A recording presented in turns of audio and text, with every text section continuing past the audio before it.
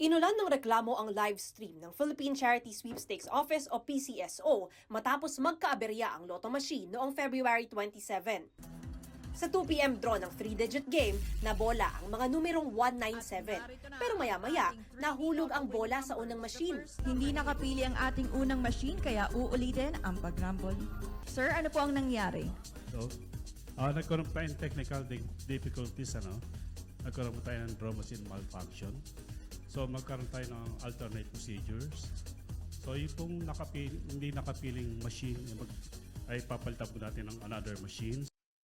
Tinest ang panibagong machine para masigurong nakakabola ito ng maayos. Nilagay ang mga bola at naputol ang live stream. Matapos ang 15 minuto, binalik ang live stream at binola ulit, pero ang unang numero lang.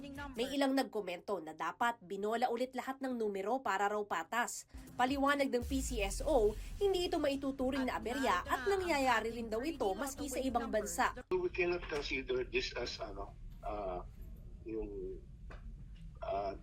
glitch kasi a normal process and procedure lang po namin ito. As I mentioned earlier, this already happened in the past. Machine malfunction is really beyond our control. Hindi na rin daw pwede palitan yung mga numerong nabola na. Once the draw machine already selected a number pool, that is already the official winning number. Hindi po natin pwedeng baguhin uli. Lalo na live po ito, telecast, nakita na po yung ng tao. Rest assured that the PCSO is preserving the integrity of lottery draw operations. Kamakailan lang ay kunestyon sa Senado ang PCSO dahil sa umaning madalas natatama ang jackpot sa iba't ibang lotto games. Paiimbestigahan daw ni Senate Games Committee Chairman Senador Raffy Tulfo ang insidente para malaman kung glitch ba talaga ito o kahina-hinalang aksyon ng PCSO. Hindi pa nga raw tapos ang investigasyon sa e-lotto system, may ganito na namang nangyari. Si Senador Amy Marcos na dati nang nanawagang itigil muna ang lotto draw sa gitna ng mga kwestiyon sa integridad, nagulat daw nang makita ang kinukwestiyong draw. Uy, ano ba yan? Hanggat hindi na susolve lahat yan, tigilan muna. Yung sinasabi nila na kailangan na ibalik na muna from start at ulitin. Mahirap yung nawawala yung tiwala ng tao. Dapat pakita lahat, wala namang problema doon, i-live stream na lang lahat. Titingnan daw ng PCSO kung pwedeng tuloy-tuloy ang live stream sa lotto draws. Pagsisiguro rin ng PCSO, may lotto draw judges na nagbabantay sa buong proseso kabilang na ang Commission on Audit. Para sa GMA Integrated News, ako si Mav Gonzalez, ang inyong saksi. Agosto ng nakaraang taon, nang idaos ng Pilipinas at Australia ang amphibious training activity na Exercise Alon. Nagsama-sama ang halos 2,000 Australiano, Pilipino at Amerikanong tropa para pag-usayin ang interoperability o pagtutulungan laban sa mga hamon sa seguridad. Nasundan niya ng Maritime Cooperative Activity ng Australia at Pilipinas sa Exclusive Economic Zone ng bansa. Bukod sa Amerika, Australia lang ang bansang may Visiting Forces Agreement sa Pilipinas.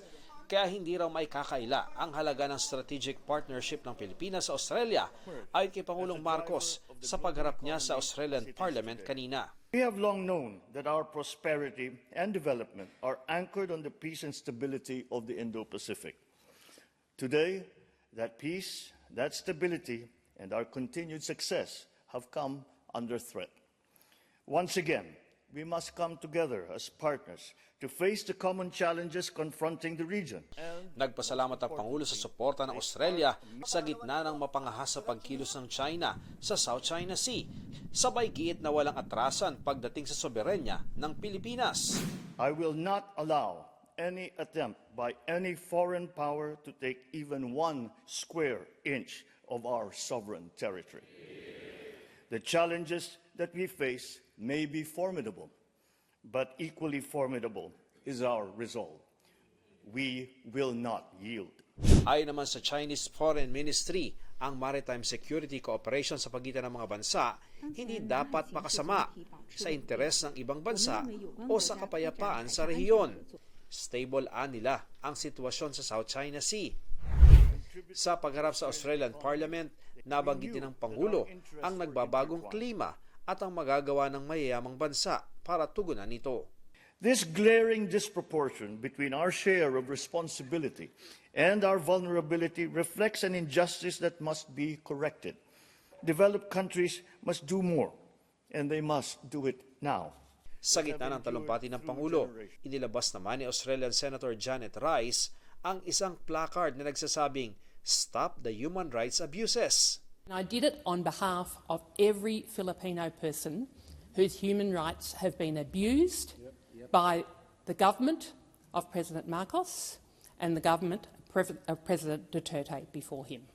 Sinusubukan pa ng GMA Integrated News sa makuha ang panig ni na Marcos at dating Pangulong Rodrigo Duterte ukol dito. May mga miyembro rin ng Filipino community na nagprotesta sa labas ng parliament.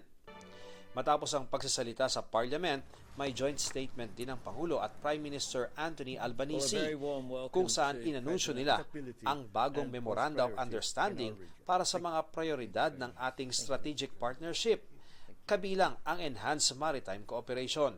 Nag-alay rin ng bulaklak ang Pangulo sa Australian War Memorial at nakipagpulong sa congressional leaders at iba pang opisyal. Umuwi na ng Pilipinas ngayong gabi ang Pangulo at inaasahang babalik din siya dito sa Australia pagkaraan lamang ng ilang araw para dumalo sa Special Summit ng ASEAN at Australia. Mula rito sa Australia para sa GMA Integrated News, Ian Cruz ang inyong saksi.